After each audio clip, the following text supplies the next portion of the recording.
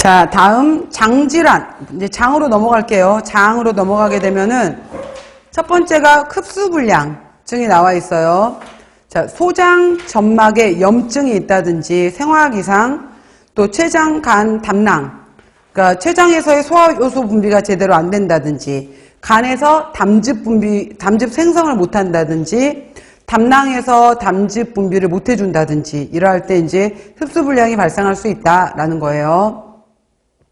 자, 원인에서 이제 소화장애, 위절제를 냈거나 췌장질환이 있는 경우에 담즙 분비 저하, 아까 간, 담낭, 담즙의 장간순환에 문제가 있었을 때 담즙은 바로 십이지장으로 들어와서 췌장에서 다시 재흡수가 돼요.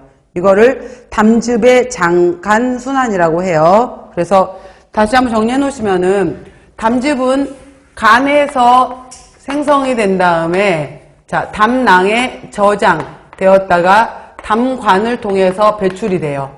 그래서 십이지장으로 들어와서 여기에서 지방식품의 유화를 도와요. 유화를 돕고 그 다음에 마지막에 췌장 부위를 통해서 다시 간으로 들어가요. 90에서 95%가. 이거를 장에서 간으로 들어왔다라고 해서 장간순환이다 라고 얘기를 해요. 장간순환. 또 그 밖에 세균의 과잉 증식, 흡수장애 이런 것도 있다라고 하는데 흡수장애에서는 뭐 십이지장이라든지 공장에 육모가 위축이 되었다라고 했는데 바로 이제 육모 이렇게 이제 육모가 이렇게 쭉 있어서 바로 이러한 육모에 또 미세 육모들이 쫙 붙어 있어서 이런 것들이 이제 우리 몸의 소화흡수 기능을 하게 되는 건데 이 육모가 짧아져 버리게 되면은 소화흡수 기능을 제대로 못한다 이 말이에요. 육모. 그 다음에 생화학적, 유전적으로 이당류 분해 요소의 결핍, 아까 뭐 말타제, 슈크라제, 락타제, 또 단당류나 아미노산 흡수 불량, 비타민 B12가 내적 인자랑 해서 들어와야 되는데 못 들어온다든지, 또 셀리악병 뒤에 다시 나올 거예요. 또 염증이 있대. 크론병, 대장염, 스프루, 여러 가지 알레르기 등등등에 의해서 못 들어오는 경우에 내분비, 뭐 장이 너무 짧아져서 단장증후군, 아까 6에서 7m는 돼야 되는데 너무 짧아. 이런 경우에도 문제가 되더라 이 말이에요. 자, 중요한 건 아니고 밑에 거 봐보세요. 자, 이렇게 되면은 영양소의 소화흡수가 안 되니까 체중 감소가 일어나. 소화가 안 되니까 지방 형태의 변이 나와요. 지방변. 그 다음에 입의 염증, 혀의 염증, 설염, 혀설이죠. 나이아신이라든지 비타민 B12, 아까 뭐 여러 가지 엽산, 철분, 결핍인 경우에도 혀에 염증이 생길 수 있고요. 구순, 구각 이랬는데 입술, 입가를 얘기하는 거예요. 나이아신, 리보플라빈. 그 다음에 단백질이 결핍이 되면 배에 물이 차요. 부종.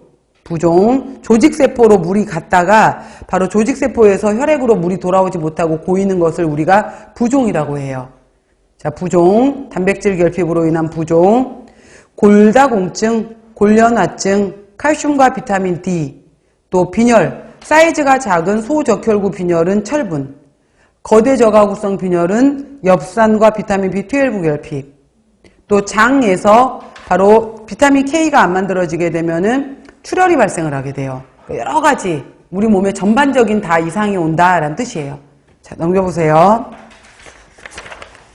자, 식사요법은 수분, 전해질, 정맥으로 영양 보충하고 다 잘 줘라. 고에너지, 고단백, 고비타민, 고무기질 다 잘 줘라. 지방은 전체 에너지에 일단은 설사가 있고 소화흡수가 안 될 때는 지방은 좀 제한해요. 일반적으로 지방을 15에서 30% 정도 주는데 그거보단 조금 설사 있고 소화흡수 안 될 때는 지방 좀 제한해요. 10% 정도로 제한하고 유화지방이나 MCT로 공급한다 이러는데 이거 여러분들 보시면은 유화지방이나 MCT로 공급한다 라고 했는데 두 가지 헷갈리시면 안 돼. MCT는 뭐냐면은 탄소 8개짜리, 탄소 10개짜리 해서 이거는 중간사슬 지방산이었잖아요. 지방산의 개수로 해서 8개, 10개짜리 해당이 되는 것들의 특징은 이것들은 코코넛, 야자유, 그 다음에 우유 이런 데 안에 들어있는 지방의 특징이었었는데 얘네들은 담즙의 유화, 담즙의 도움 필요 없었어요. 그 다음에 췌장, 리파제에 도움 필요 없었어요. 리파제 도움 필요 없이 바로 그 간에 있어서 바로 이제 간문맥으로 들어가서 바로 간문맥으로 바로 유입돼서 에너지 대사로 쓰이더라라는 것이 이것들의 특징이었어요. 유아지방은 뭐냐면은 100% 지방이 아니라 수중 유적형이나 유중 수적형에 있는 형태로 해서 물, 기름, 물 이렇게 섞여 있게 되면서 마요네즈, 버터, 마가린 이렇게 섞여 있는 형태들 있잖아요. 우유 이렇게 섞여 있는 형태에 해당이 되는 것들이 훨씬 소화가 잘 돼요. 그러니까 이러한 것은 물, 기름, 물 이렇게 섞여 있는 형태를 말하는 거지 얘하고 헷갈리시면 안 돼요. 근데 얘도 소화가 훨씬 쉽다 이 말이에요. 유아지방도. 그래서 유아지방에 들어가는 거에 바로 이제 버터는 유중수적형, 버터와 마가린, 그 다음에 수중유적형의 가장 대표적인 것은 마요네즈 이런 것들이겠죠. 그러니까 그 다음에 샐러드 드레싱